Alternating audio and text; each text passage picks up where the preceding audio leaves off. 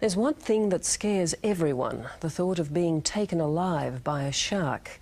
Around Australia, the worst killer is the great white, a tiger of the sea that can grow up to 6 metres. But the other side of repulsion, it seems, is attraction. In South Australia, some tour operators are making a good living bringing the curious face to face with the great white. Now, after a fatal attack on a popular Adelaide beach before Christmas, scientists are questioning whether feeding these natural killers from tourist boats, thereby associating humans with food, is really a good idea. Feeding Frenzy, a joint project with the Bulletin magazine, is reported by Anthony Hoy.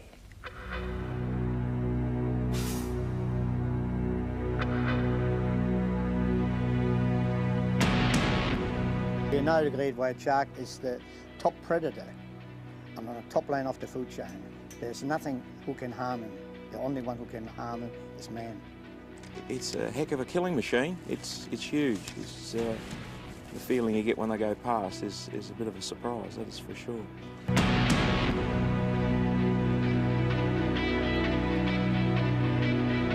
Because we live in such a huge, dry continent, most Australians have a love affair with the coast and the surrounding seas. But below the surface, the ocean also harbours some of our deepest and most primeval fears. People don't want to deal with and be part of the fear that's associated with being eaten alive. And my policy has been over the years is we have to learn to live with the sharks and not just kill them from fear. The opportunity to confront those fears is being offered to adventurous souls. An up-close encounter with the great white shark is available through adventure operators in South Australia. Well, we're well known for it, not only nationally but internationally, and it's high-yield adventure tourism. It attracts a lot of international people here and a lot of international attention. Look, it is a niche market, and not many people do it, not many people want to do it, but those people that do it really have the opportunity here off the coast of... Been very successful last season. Every trip we made, we have seen sharks, so 100% success rate, and all the tourists are very happy. So, and that's what you want, happy customers.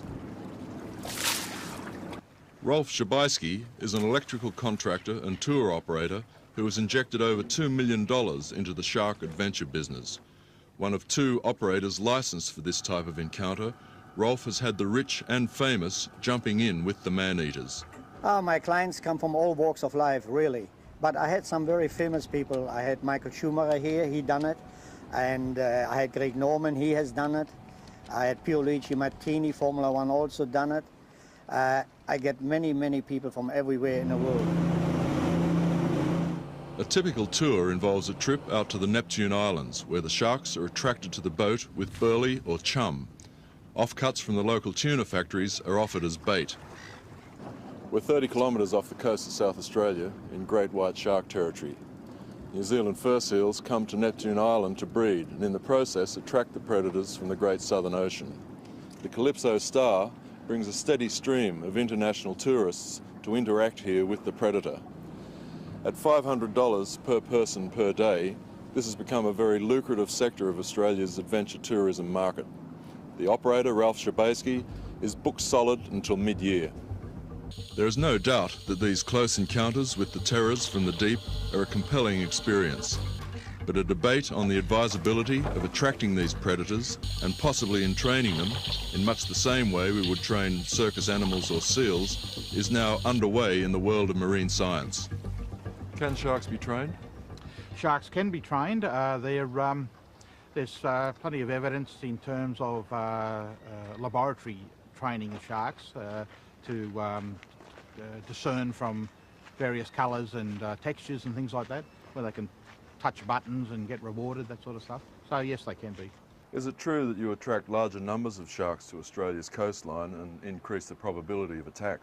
No way in the world. That is baloney. The sharks are there. The sharks have always been there.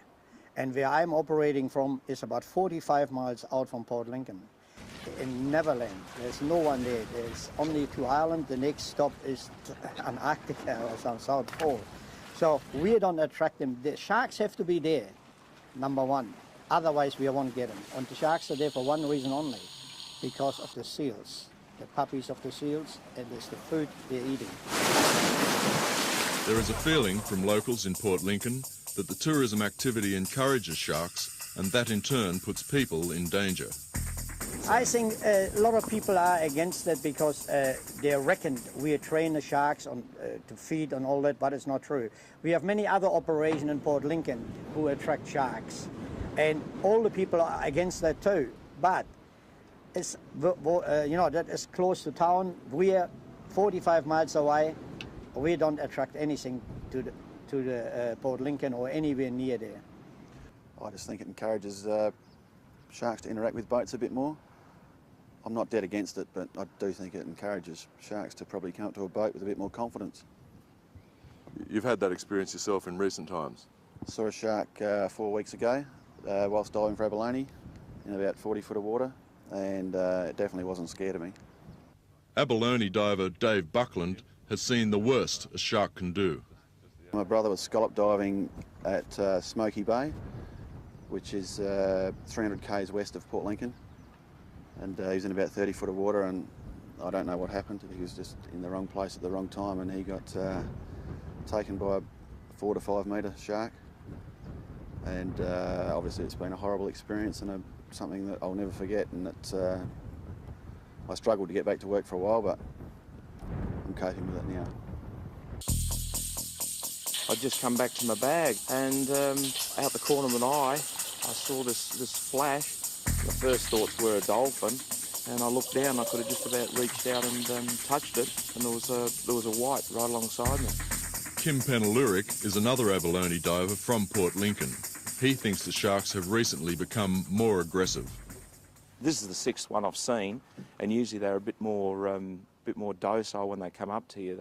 They still give you a nasty shock, but this one would just come past and go this couple of quick kicks with its tail and just seemed agitated. It's just a feeling you get from the animal.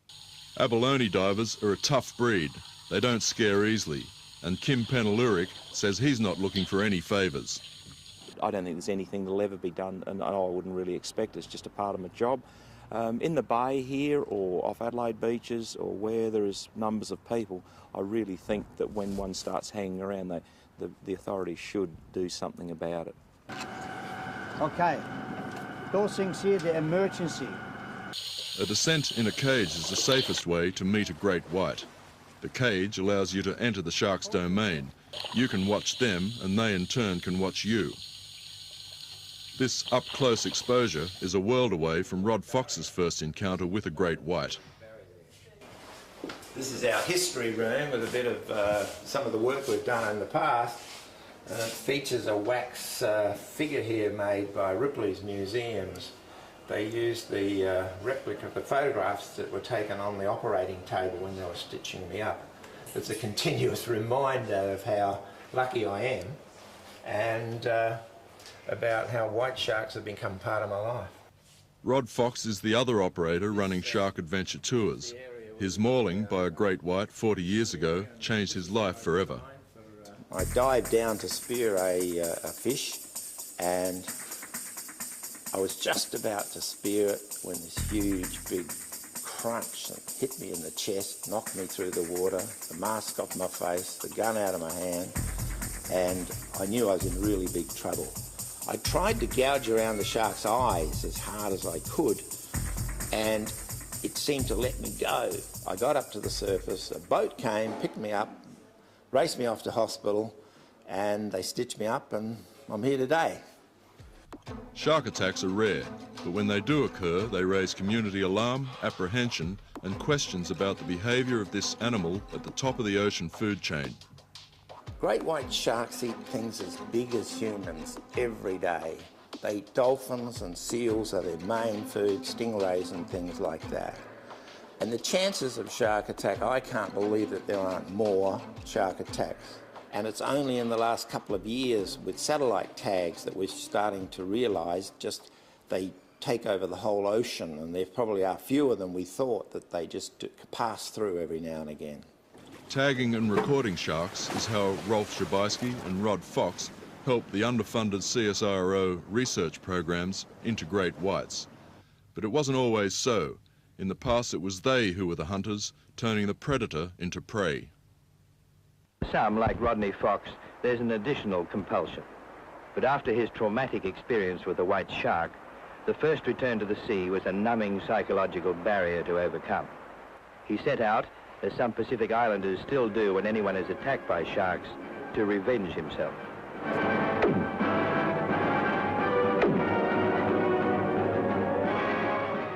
Last week we tagged 5. Really? 5 sharks, new ones. For your own identification? Yeah, no, all the information goes to the CSIRO and the fisheries. So they get the information so they can work. They have a database which they keep, and we know exactly what happened. Both operators defend their practice of attracting sharks with fish and chum, and they deny that the sharks are trained to expect food from the back of a boat. I think sharks are fairly... Feeding the sharks large quantities of fish, are your bait and trained sharks more dangerous, more antagonistic, and more likely to attack when not fed? No, not really. The sharks are hungry over time. They eat. I give them a little bit of food. I try to give them only a few pieces every time when I see one new one, and then we pull it away from board with like some leaks. The operators are regulated by the Department of Primary Resources in South Australia. They decide who can hold a licence and the areas where they can operate. Recently, the department has become concerned about some of the operational practices. There have also been allegations that unlicensed operators are offering cheap shark diving tours out of Port Lincoln. They are reported to be using pig and horse blood, a banned practice to attract the sharks. Oh, there's a shark. He's coming. Yeah, come on, baby. Yeah, oh, yeah. Oh, yes, yes, yes. Oh. Our fascination with the deep and what lies below will always be with us, and people like Rolf Schabaisky will be happy to show us. Come on, girls and boys.